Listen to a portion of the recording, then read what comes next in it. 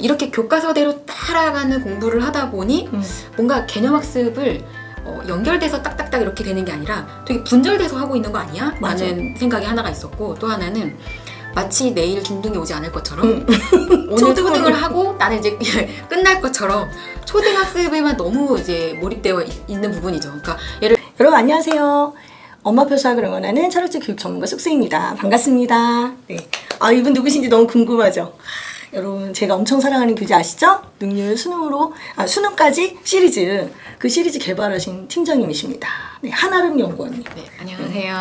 네, 제가 올해 초부터 제가 계속 이 문제집에 대한 얘기를 하잖아요. 근데 지난번에 왔을 때는 그 팀장님하고 저하고 개인적으로만 얘기를 한 거예요. 그게 너무 아쉬웠어. 그래서 제가 속으로 계속 언제 한번 또 인터뷰를 할 수 있는 기회가 있으면 좋겠다 했는데, 이번에 이제 팀장님이 그럼 한번 얼굴 보죠 이래가지고 했는데, 제가 몇 가지 질문을 좀 준비했어요. 그동안에 여러분이 저한테 많이 질문했던 거, 그런 거 위주로 이제 제가 뽑아서 팀장님하고 이야기를 좀 하려고 해요. 근데 우리 팀장님 그 전에 이거 말고도 뭐 다른 거 많이 개발하셨죠? 네. 그거는 비공식이에요, 공식이에요? 뭐 굳이 감출 것까지는 그럼 얘기 좀 해봐. 공신력이 있어야 돼요, 그죠? 네. 너무 많이 개발하셨으니까. 많이 했죠. 네. 그 개념 플러스 유어 라이트 파워도 했었고, 뭐 천재에서도 했었고, 그리고 이제 디딤돌 전체 시리즈는 거의 다 했죠. 네, 최상위 S. 내 믿음 하다 그랬지. 최상위 사고력. 네, 그러니까요. 그 팀장님이 개발하신 정말 문제집 중에 내가 볼 때 이 문제집이 진짜 최고봉이야. 여러분 그렇게 생각하셔야 돼요. 이거 내가 그냥 광고하려고 하는 거 아니다. 자기네 애들의 수학 인생을 바꿔줄 수 있어. 자, 오늘 우리가 이야기를 팀장님하고 직접 얘기를 해보면서 도대체 이 문제집을 어떤 의도로 기획을 했으며 이거를 200% 활용하기 위해서 우리가 어떻게 해야 될지 정말 많이 준비를 하셨어요. 네, 한번 이야기를 해보도록 하겠습니다. 자, 선생님, 자, 첫 번째 질문 들어갑니다. 네. 교재 개발을 하셨잖아요. 그 수많은 시간을 교재를 개발하셨는데 이 수능까지 시리즈의 기획 의도 분명히 있을 거라고 생각해요. 그거를 정말 엑기스를 말씀해 주시기 바랍니다. 그 오랜 시간 동안 이제 참고서를 개발을 했는데, 그동안까지 이제 계속 초등이 이제 국정 교과서잖아요. 맞아요. 이제 그러다 보니까 이제 교과서에서 벗어나면 안 되는 기준으로 주로 이제 참고서를 개정도 하고 개발도 하고 이제 그렇게 해왔는데, 그러다 보니 이제 제가 그렇게 개발을 해오는 과정에서 느꼈던 부분은, 근데 이게 진짜 도움이 되기는 하는 걸까라는 의문들이 많이 들었어요. 왜냐하면 애들은 사실 교과서 익힌책보다 엄마가 짜주는 수학 학습 스케줄 이런 거에 훨씬 더 많이 의존하고 거기에 맞춰서 공부를 해가는데, 그러다 보니까 되게 많은 문제집을 풀고 되게 많은 시간을 수학 공부에 할애를 하는데, 그렇다고 해서 진짜 애들이 실력이 는다 이렇지가 않고, 이거는 초등에서는 막 선행도 하고 심마도 했는데 중등을 가면은 기초학력이 저하되어 있다. 근데 이런 얘기들을 많이 하잖아요. 그렇게 많이 풀었는데. 그쵸. 네. 그래서 근데 그 부분이 왜 그러지? 이해가 안 되는데 라는 게 아니라 이해가 되더라고요. 그럴 수밖에 없는 이유가 있어요. 그래서 이게 너무 교과서를 벗어나면 안 돼 라는 거를 좀 버리자. 그거 버리기가 너무 어려워. 좀 내려놓고 교과서를 맞춰서 하는 공부, 그 다음에 그런 참고서들은 되게 많으니까 좀 그런 거 말고, 지금 이제 초등에서 학교 시험도 없잖아요. 그러니까 부담도 좀 덜하니까, 그러면 애들이 수학을 잘하고, 그 다음에 초등에서 잘하고 끝날 게 아니니까 중고등에 가서도 잘할 수 있게끔 하려면 뭐가 필요할까를 고민하던 차에, 그래서 두 가지를 생각을 했는데요. 이렇게 교과서대로 따라가는 공부를 하다 보니 뭔가 개념학습을 연결돼서 딱딱딱 이렇게 되는 게 아니라 되게 분절돼서 하고 있는 거 아니야? 라는 생각이 하나가 있었고, 또 하나는 마치 내일 중등이 오지 않을 것처럼 오늘 초등을 하고 나는 이제 끝날 것처럼 초등학습에만 너무 이제 몰입되어 있는 부분이죠. 그러니까 예를 들면 분수라든지 나눗셈 곱셈 같은 것들이 중등으로 고등으로 이어지지 않느냐 하면 그렇지 않는데, 그래서 중고등에 가서 이런 걸 할 거니까 초등에서 이런 게 좀 돼줘야 되는데 그런 게 안 되고 있더라라는 두 가지 부분에 조금 착안을 해서 그렇게 이제 교재를 기획하게 되었죠. 근데 이 부분에서 엄마들이 좀 이해가 안 가실 수 있어요. 아니, 학교를 12년을 다니는데 왜 초등에서 중등으로 연결이 안 되고 중등에서 고등으로 연결이 안 돼? 그게 말이 안 된다고 생각할지 몰라도 개발하시는 분들이 다 별도로 있고 교육과정의 목표가 다 달라. 그러다 보니까 당연히 이게 분절이 돼 있을 수밖에 없는 거예요. 그러면 엄마들이나 애들이 생각할 때는 이걸 차근차근 공부하다가 보면 언젠간 다 연결되겠지라고 생각하는데 연결은 본인 몫인 거야. 맞아요. 그러니까 어떻게 그게 다 개인의 역할로 다 들어갈 수 있냐 이거지. 그런 의미에서 되게 총대를 맨 거예요. 어떻게 보면 선생님. 그래서 이제 그거에 대한 이제 예시를 네. 이제 오늘 들어드리려고 준비를 한 건데요. 네. 그 대표적인 게 분수. 여러분 이건 인터뷰가 아니야. 특강이야. 자기들 노트 필기하면서 들어야 돼. 얘기해 주세요. 분수에 대해서 말씀을 드릴 텐데 아마 분수를 쉽게 생각하는 아이들이 거의 없을 거예요. 맞아요. 근데 처음에는 쉽죠. 처음에는. 3학년 1학기 때 그때요 쉬워. 근데 사실 분수라는 것 자체가 애들한테 되게 큰 스트레스예요. 왜냐면 숫자만 기호라고 생각하고 있었거든요. 근데 어떻게 보면 왜 우리가 고등학교에 가면 막 시그마, 인테그럴 되게 많잖아요. 근데 그런 식의 수학 기호를 처음 만난 게 분수거든요. 맞아. 약속한 거예요. 이런 거가 이런 거다라고 처음 약속한 거기 때문에 그거에 대한 설명을 제대로 해줘야 되고 그리고 분수가 갖고 있는 개념이 그렇게 쉽고 만만하지 않고 분수가 단독적으로 있잖아요. 그렇기 때문에 연결해서 생각해야 되는 것들이 많은데 우선 초등에서 아이들이 분수 개념 중에 뭘 알아야 되는가라는 부분을 좀 정리를 해본 건데요. 여러분 잘 보세요. 아침 방송 같아. 자, 우선 수의 성질에 따라서 분류를 해보면 네. 다 아실 거예요. 복소수가 있고 실수, 허수로 나뉘고 그 다음에 실수는 유리수, 무리수로 나뉘고 그 다음에 유리수가 정수, 정수가 아닌 유리수 뭐 이렇게 했던 거 다 기억나시죠? 중에서 유리수에 해당하는 부분이 바로 소수 분수인데 소수랑 분수는 같은 수를 표현만 다르게 한 거거든요. 그러니까 소수 1의 절반을 나는 소수점을 사용해서 소수로 나타낼 거냐 그러면 그거는 사실 십진법에 따라서 표현하는 거고 그렇지. 그다음에 나는 2분의 1로 할 거야. 그러면 전체를 1이라고 생각했을 때 2로 나눈 것 중에 하나. 그렇지. 그러니까 분수로 표현하면 2분의 1이 되죠. 그래서 그래. 애들이 초등에서 해야 되는 분수라는 거는 이런 맥락에서의 분수가 있는데 그런데 분수라는 것의 수학적 의미를 보자면 어떤 수 A를 B로 나눈 값을 B분의 A라는 꼴로 나타낸 표현이라는 건데 이때 B는 절대 0이 아니다. 왜냐하면 B로 나누었는데 나누는 수는 절대 0이 될 수 없으니까요. 그렇기 때문에 분수라는 개념이 원래는 이렇게 생겼다. 그런데 그 중에서 특히 분수가 아이들이 헷갈릴 수밖에 없는 이유는 가지고 있는 의미가 두 가지가 있어요. 자, 12의 3분의 1과 300의 3분의 1은 다르죠. 3분의 1이라는 거는 똑같은데 그때 왜냐면 3분의 1은 비율을 나타내기 때문에 이게 엄청 중요한 거예요. 지금 선생님이 이걸 묶어서 우리에게 설명해 주셔서 그런데 분수에서 비율을 3학년 2학기 때 아이들이 배우잖아요. 거의 100이면 100 기억을 못하는 그런 부분이죠. 그리고 또 하나는 수직선에서 1과 0 사이를 3등분해서 나누면 첫 번째 칸이 3분의 1에 해당이 되죠. 그거는 딱 값, 어떤 하나의 값인 거예요. 1을 3으로 나눈 값. 0.66666으로 나타낼 수 없으니까 분수로 나타내죠. 그쵸. 그래서 그렇게 크게 두 가지 의미를 갖고 있어요.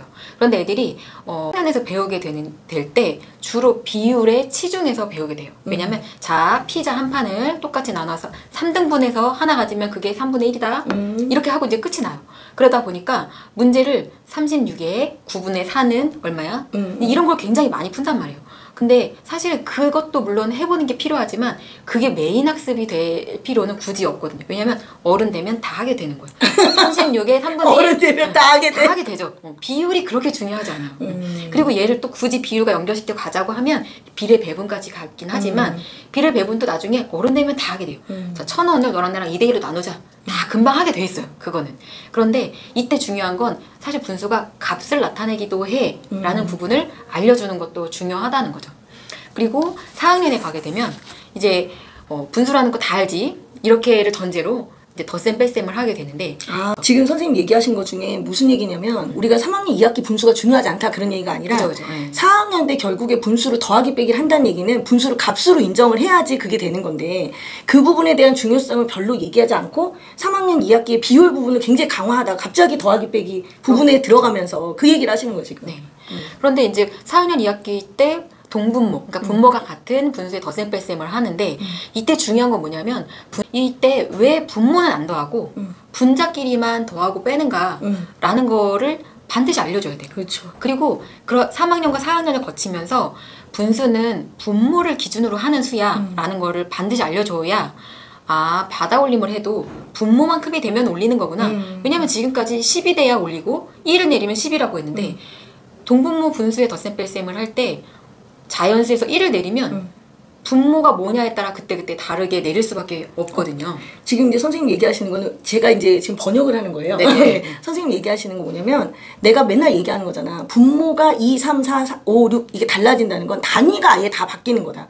마치 1의 자리, 10의 자리 이렇게 단위가 바뀌듯이 분모에 따라 단위가 다 바뀌는 거다. 얘기를 지금 똑같은 얘기를 하고 계시는 거예요. 이게 되게 중요한 거예요. 사람들마다 말하는 게 되게 다르지만 정말 중요한 포인트는 같은 얘기를 하고 있는 거거든요. 그거를 애들이 알아야 된다는 얘기지. 네. 그래서 4학년 때는 알아야 되는 부분이 분수값은 분모가 기준인 거구나 라는 부분을 알아야 돼요.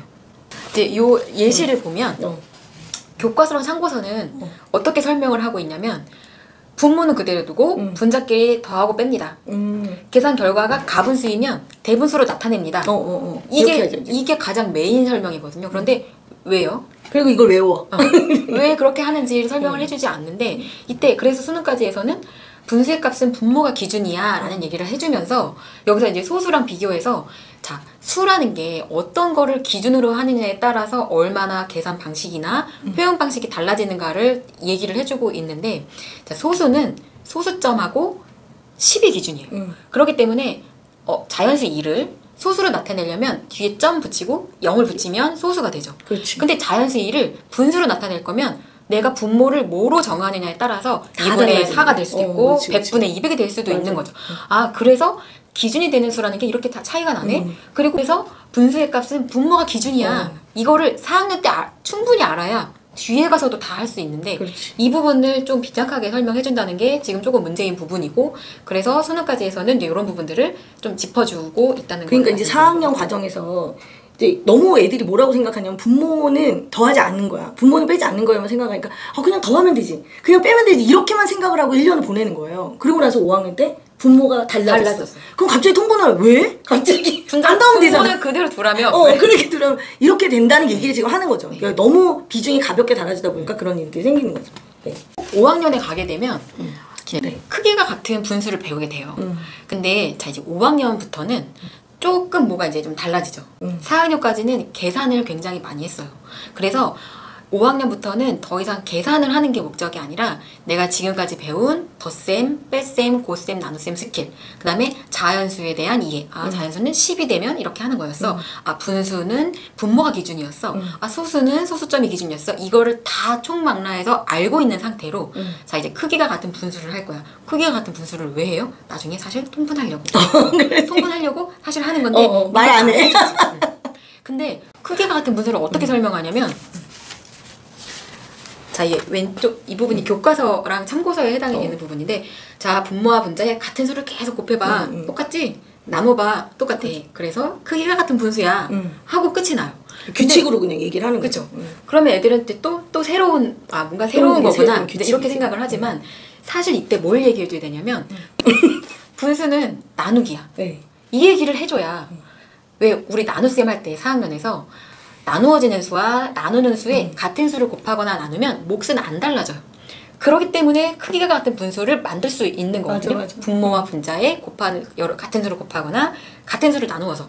그래서 이렇게 설명하는 것도 물론 필요는 하지만 왜 그래요? 라는 부분을 설명하려면 사실 분수는 네모분의 4는 4 나누기 네모였잖아. 그래서 거기다가 나누기 3 해도 몫이 같고 곱하기 3 해도 몫이 같아. 그렇기 때문에 크기가 같은 분수는 또 이런 방식으로 설명을 해줘야 그렇지. 되는 게 맞는 거죠. 모양만 분수인 거지 사실은 나눗셈의 원리하고 다른 게 하나도 없다는 그런 거를 얘기하는 거죠. 하나의 원리에서 출발을 해야 아이들이 기억을 할 수 있는데 계속 다르게 설명을 하면 애들이 모르는 거니까. 그래서 여기서부터는 이제부터 대놓고 사실 분수는 나누기야. 나누기를 이렇게 쓴 것뿐이야 라는 걸 계속 해줘야 분모는 그래서 0이 될 수 없구나 라는 거를 충분히 숙지하고 앞으로 2, 3년을 보내게 돼야 되는 거죠. 네. 되게 중요한 얘기다. 왜냐면 우리가 초등학교 1학년, 2학년 때 더하기 빼기를 배우잖아요. 그런 다음에 그거를 계속 평생 써먹잖아요. 그쵸. 그러니까 굉장히 오랫동안 익숙해질 시간이 있는데 분수에 대한 기본적인 연산을 사실 5학년 때 제대로 배우는 셈인데 그러고 난 다음에 계속 응용을 해야 돼. 연습을 몸에 배울 시간이 별로 없으니까. 그게 위로 올라갈수록 점점 더 그렇잖아. 그런 부분을 얘기하시는 거죠.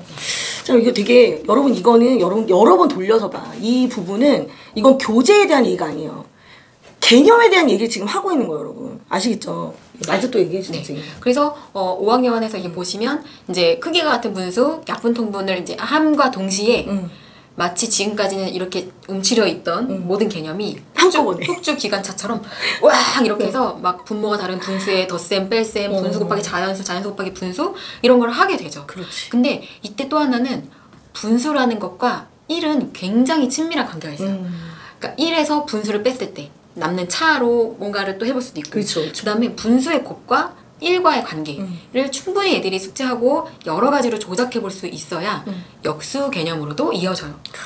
근데 왜냐면 역수를 왜 해야 되냐면 나눗셈이 곧 역수의 곱셈이니까.